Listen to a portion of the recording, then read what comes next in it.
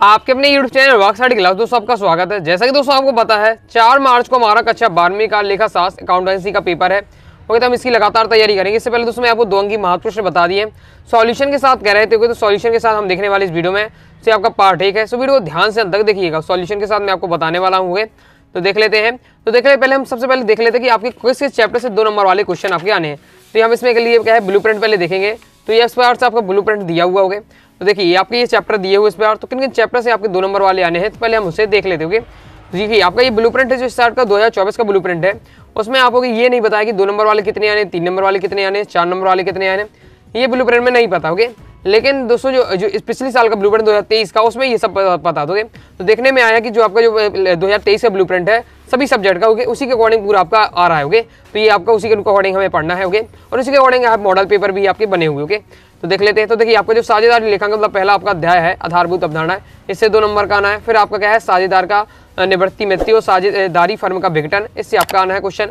फिर आपका दोस्तों आपका क्या है अंश पूंजी के लेखांकन, इससे 4 नंबर का। ऋण पत्रों का निर्गम, इससे आपका 1 नंबर का रहेगा, एक क्वेश्चन रहेगा आपका होगे। और फिर आपका रहेगा लेखांकन अनुपात और रोकड़ प्रभाव, इससे आपके क्वेश्चन रहने वाले 2 नंबर वाले होंगे। इन्हीं चैप्टर से चल के जाके हम क्या है इंपॉर्टेंट देखेंगे।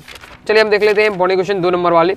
सबसे पहले दोस्तों आपको तय करना है साझेदारी अधिनियम 1932 के अनुसार साझेदारी की परिभाषा लिखी हुई। तो ये आपके दी हुई है भारतीय साझेदारी अधिनियम 1956 की धारा 4 के अनुसार साझेदारी उन व्यक्तियों के बीच संबंध है जिन्होंने किसी ऐसे व्यवसाय के लाभों को बांटने का ठहराव किया है जो कि उन सबके द्वारा या उनकी सबकी ओर से उनमें या किसी द्वारा चलाया जाता है। ये आपका दिया हुआ है साझेदार की परिभाषा के। आगे देख लेते हैं। नेक्स्ट दोस्तों आपको तय करना है फर्म से क्या है। तो वे सभी व्यक्ति जो एक दूसरे के साथ मिलकर व्यवसाय करने को सहमत होते हैं व्यक्तिगत रूप से क्या है साझेदार कहलाते हैं। इन साझेदारों को सामूहिक रूप से हम क्या है फर्म कहते हैं।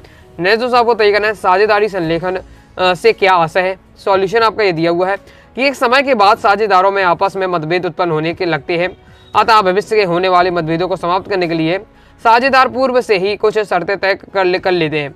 इन शर्तों को क्या है साझेदार संलेख या साझेदारी ठहराव कहते हैं। आंसर आपका इतना ही होगा। नेक्स्ट दोस्तों आपको तैयार करना है लाभ नियोजन खाता क्या है, संक्षेप में बताइए। लाभ नियोजन खाता क्या होता है। लाभ हानि नियोजन खाता साझेदारी फर्म का वह खाता है जो कि अंतिम रूप से साझेदारी को वितरित की जाने वाली लाभ या हानि की राशि ज्ञात करने के लिए बनाया जाता है। लाभ या हानि की राशि क्या है नियोजित खाते में साझेदार को देय वेतन, बोनस, कमीशन और पूंजी ब्याज, उनके द्वारा देय आहरण पर ब्याज आदि का समायोजन किया जाता है। इस प्रकार से आपका दिया है लाभ हानि नियोजन खाता के बारे में, तो इसका याद कर लीजिएगा। आगे दोस्तों आपको नेक्स्ट ये करना है लाभ की गारंटी से क्या है। वीडियो दोस्तों समझ में दिक्कत आ रही हो आपको ओके, तो क्या वीडियो को फुल क्वालिटी में आप देख लीजिएगा, तो दोस्तों आपको समझ में कोई दिक्कत नहीं होगी।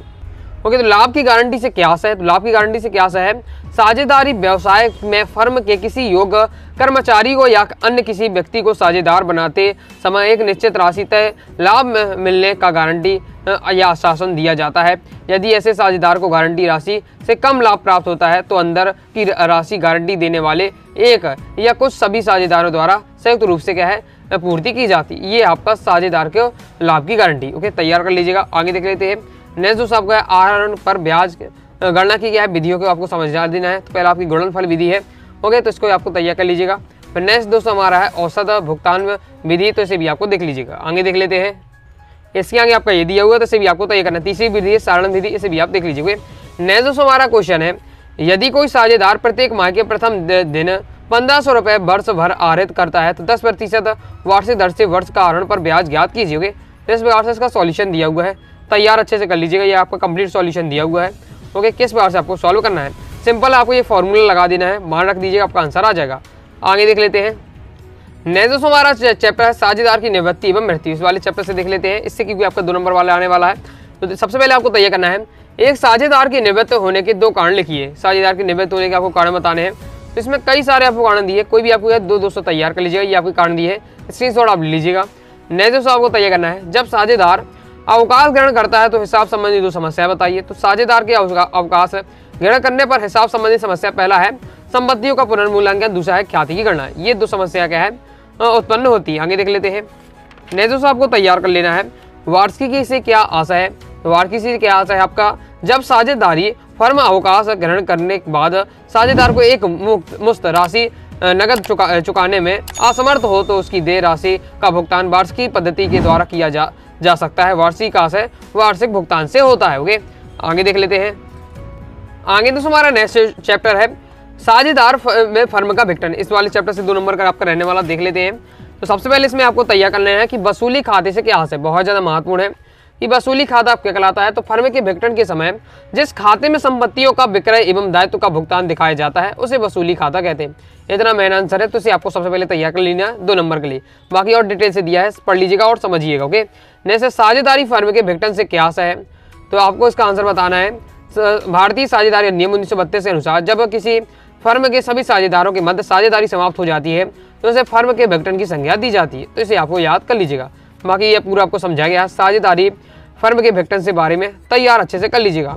नेक्स्ट दोस्तों आपको तैयार करना है फर्म के संयोगित विघटन की दशाएं लिखिए। मतलब कौन कौन सी दशाएं होती है फर्म के संयोगित विघटन के लिए, तो ये पॉइंट वाइज पॉइंट दी हुई है, तो इसे आपको तैयार कर लेना है। ओके, लिखा हुआ है निम्नलिखित स्थितियों में फर्म के विघटन हो जाता है। पहला है जब फर्म का निर्माण किसी निश्चित अवधि के लिए हुआ हो तो ऐसी अवधि में समाप्ति होती है। दूसरा है जब फर्म किसी एक या अनेक संयुक्त साहस को पूरा करने के लिए निर्मित की गई हो तो ऐसा संयुक्त साहस को पूर्ण हो जाने पर। ओके, तीसरा है जब किसी साझेदार की मृत्यु हो जाए। चौथा है जब किसी साझेदार को दिवालिया घोषित कर दिया। तो इन स्थितियों में क्या है फर्म क्या है विघटित हो जाता है। ओके, नेक्स्ट दोस्तों आपको तैयार करना है फर्म के समापन का क्या प्रभाव होता है। फर्म के समापन का क्या प्रभाव होता है, पॉइंट वाइज पॉइंट इसमें दिए हुए 7-8 पॉइंट दिए हुए हैं। कोई भी 2 से 3 आपको अच्छे से तैयार कर लीजिएगा। ये आपका दिया हुआ सॉल्यूशन, इसकी शॉर्ट लीजिए, इसके आगे आपका ये दिया हुआ है। ओके, आगे दोस्तों आपको नेक्स्ट तैयार करना है फर्म का समझौते द्वारा समापन से क्या आशय है। तो इसका आंसर हो जाएगा ठहराव द्वारा या समझौते द्वारा समापन या विघटन।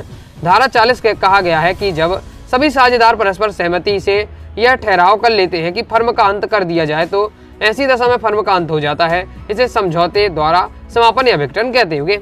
नेक्स्ट दोस्तों आपको तय करना है साझेदारी फर्म का सूचना द्वारा विघटन से क्या समझते हैं। तो साझेदारी अधिनियम 1900 अधिनियम की धारा 43 के अनुसार ऐच्छिक साझेदारी की दशा में कोई भी साझेदार अन्य साझेदारों को सूचना द्वारा फर्म का विघटन कर सकता है। ऐसे साझेदारी फर्म को क्या है सूचना द्वारा विघटन कहा जाता है। आगे देख लेते हैं। आगे दोस्तों नेक्स्ट क्वेश्चन है किन दशाओं में न्यायालय फर्म के विघटन के लिए आदेश दे सकता है।